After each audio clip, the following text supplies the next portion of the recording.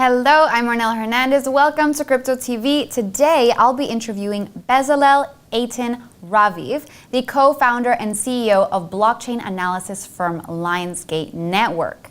This firm specializes in tracking and recovering stolen crypto assets. It has successfully retrieved $450 million to date, and it actively works with governments to combat crypto's illicit use all over the world and to prevent more scams from happening. Billions of dollars in crypto is lost every year. Billions. Swiped from wallets, sent to the wrong person, or just lost. And I'm hoping that Bezalel, a seasoned recovery expert with a background in elite military intelligence, can help to assuage some of those fears today and also give us all some tips to not get scammed. So if you're curious to hear more, then stay tuned for this interview.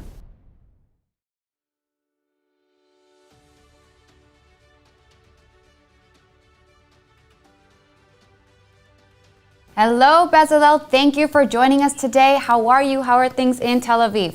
I'm very well. Thank you so much for having me. Great. So, Bezalel, I wanted to get started just by asking you your opinion on what you would say to people who think that crypto and blockchain and Web3 is just a scam, because that's all they read in the headlines and they think it's full of fraudsters and hackers. So what do you say to someone like that?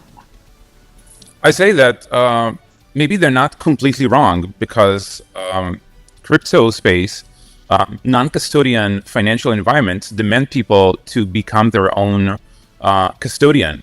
And therefore, they need to figure out for themselves who they're dealing with. And in most cases, when people believe that they can cloak under an entity, then it's an open door for them to become malicious.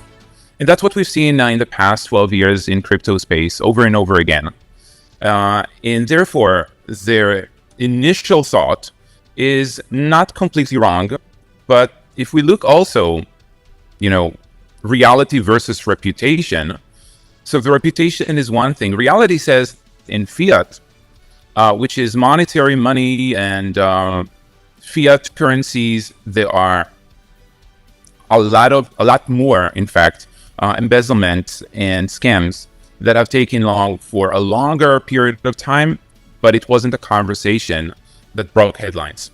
You're right. That's a really good point, especially in the banking and financial system. The amount of money that has been embezzled, stolen there is massive, and we don't talk about it enough. You are right in saying that. So then that makes me question, what is Lionsgate's role in helping to improve the crypto and blockchain industry? So when it comes to Lionsgate Network, we have a very clear, straightforward mission, which is to offer a cleaner environment that is more secure for the B2C sector, meaning the clients that actually the individuals that do not know what to do, but they do want to join the party. So we offer them the opportunity to say, first of all, figure it out with us before. We're more than happy to give you a nudge in the right direction. But if the event already happened and you had a mistake and you have been entertaining yourself with a malicious actor, a black hat, or just a scammer, then we say we can look into the findings of your case and assess them at no cost, because we believe also in offering free items to help people migrate from not knowing to knowing. And therefore, the bigger mission is to offer a safer crypto environment for everyone, not only I would say, those that are extremely educated about it. And also, if we are in the state of a case that already, got off the road, so to speak, then we are here to look into the case and figure it out. What would be the best way to get things back to order or recover from? And that's something that we do via forensic blockchain analysis that is currently a very hot topic, because the problem, as we've looked away for too long, is just too big. Yeah. Okay. So I understand that you've recovered over hundreds of thousands of dollars worth of crypto. Now, how do you go about choosing which cases to take on? Do you take on only a certain type of cases? So the preliminary stage of every case is critical.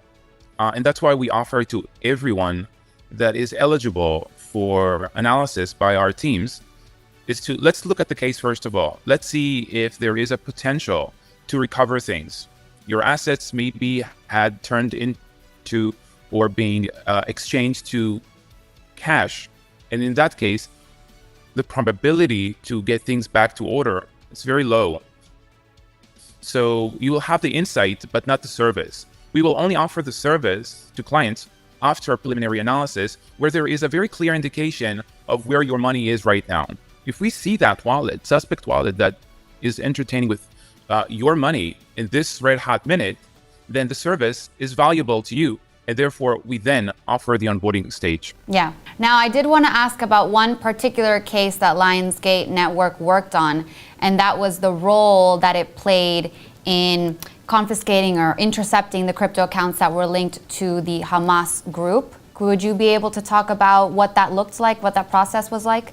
Honestly, our contribution was very humble because at the time that we got called by the Ministry of Defense, the sources there, they didn't have the unequivocal, I would say, evidence to tie wallets, specific crypto wallets, to entity. So our contribution was very minimal, I would say, because the hard labor was already done. And there was a court seizing order that the Minister of Defense wanted signed by a court judge. The judge would not sign it, and they brought the information to us, hoping to find the linkage between a crypto wallet to entity, meaning, can you see that relation? And that's very important when you are a judge and you need to sign a court seizing order. So we've provided those assets to ensure that millions of dollars would be seized from reaching to terror activity. So what kinds of tools do you use to make those links and associations? Well, we monitor, right? I mean, in blockchain space, it's kind of very straightforward, right? Every blockchain transaction is leading you in the right direction. People think that there are mixers and blenders, etc., that will prevent transparency. And we say, it's great that you think that, but it's actually not so true, because there is a way to defrag anything, as there is a way to cloak. So our job is to basically, for our clients that comes to the Lionsgate Network, and they come very confused, and they went to the sheriff in their town, or to Homeland Security, or to FBI, and there's a lot of confusion because misinformation is the king of the day. They would tell them, your money is in China, your money is in Ukraine, etc., etc., without even examining their case. And we say, excellent information, let's examine it. Basically, the client has more information about the case than we actually needed, because with the information on where the money went, which wallet is the carrier of the funds at first contact, and how much money was sent, and the dates, right? This is enough information for us to be able to examine the case in a way that would lead us in the right direction, pinpointing on each and every dollar current location on any blockchain. And I think that's pivotal for people to not rely on concepts that are dated to 2017. In 2024, you can freeze suspect wallet with law enforcement, right? You can seize funds that are in wallets that are not the owners of those assets, and you can recover crypto funds. And it's been done hundreds of millions of dollars this year alone. Yeah. So since you bring up law enforcement, I wanted to ask how you would rate the current legal structure and current law enforcement in how they tackle cyber crimes, especially when it comes to social media, because that's, I think, harder to monitor. How would you assess that? I cannot rate law enforcement incapacity with dealing with crypto cases and crypto problems and challenges, because their departments are still in many ways trying to figure out what is the right course of action when it comes to clients. Now, in America, in the United States of America, there are over 800,000 reports a year. And we know that only 1 out of 16 people will go and report. The numbers are incredible. Most people do not even report their cases to the police because they're infamous to offering misinformation to victims. So I cannot rate them, but I can tell you that they definitely can use their resources because they have different agencies. You have FBI, police, Homeland Security, FTC, too many people doing too many things. And that's obviously very confusing for a system and a network.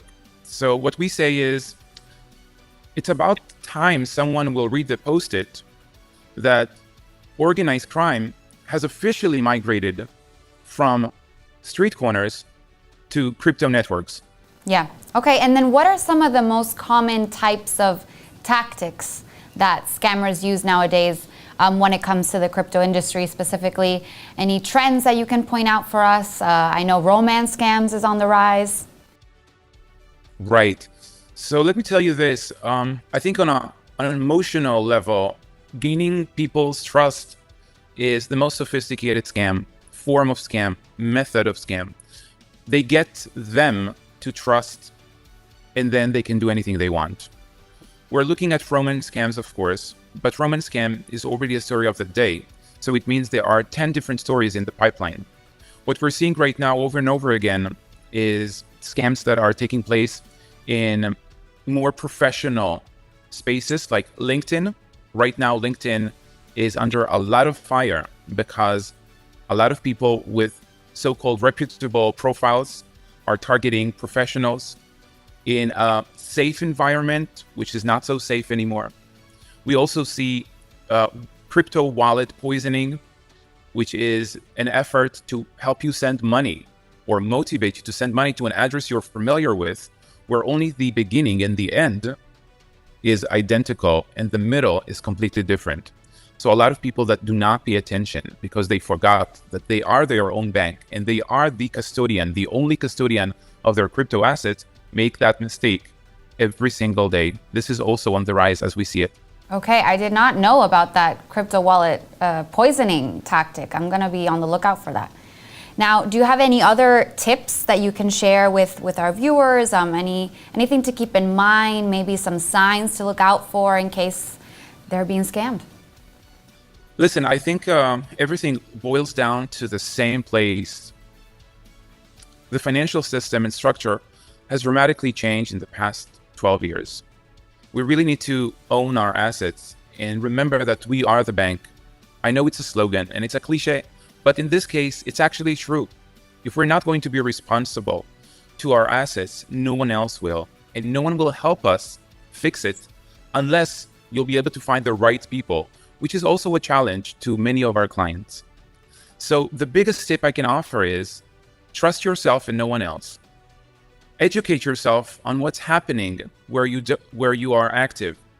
Understand that a lot of people are going to try and attempt to target you because you are active on social media, which is right now the monitor space for many type of scammers.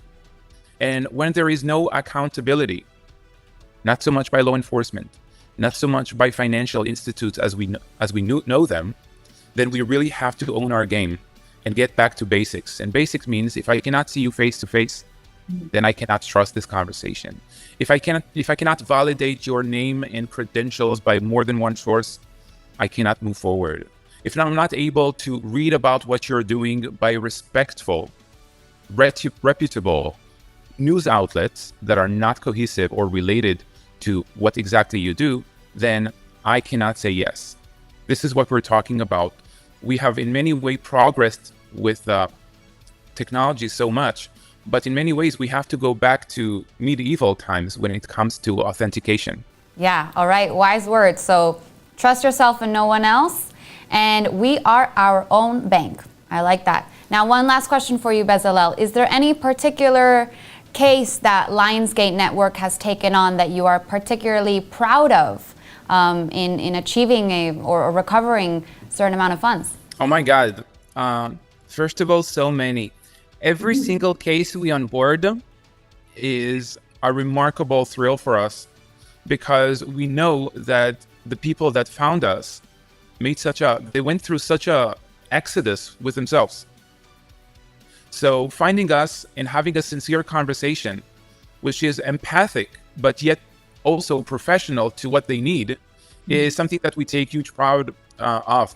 Meeting people face to face on a day-to-day basis, people that trust us with sharing their story and leaving us with a testimony of what's happening right now, which is the biggest, Lenora, the biggest looting campaign in finance since anything is recorded.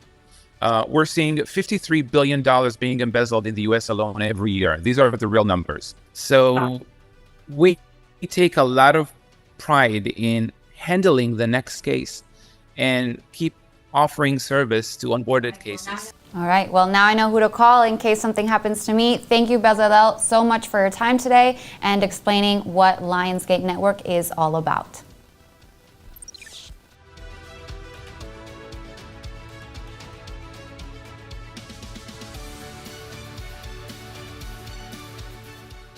Thank you for tuning in to this interview with Bezalel from Lionsgate Network. I hope that you learned something, and reach out to him if you have any questions, and let me know in the comments what you think about this interview.